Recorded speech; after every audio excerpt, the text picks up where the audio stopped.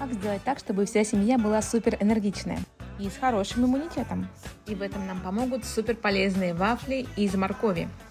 Морковь содержит бета-каротин, предшественник витамина А, который очень благотворно влияет на состояние кожи и глаз, а также участвует в выработке практически всех гормонов в нашем организме.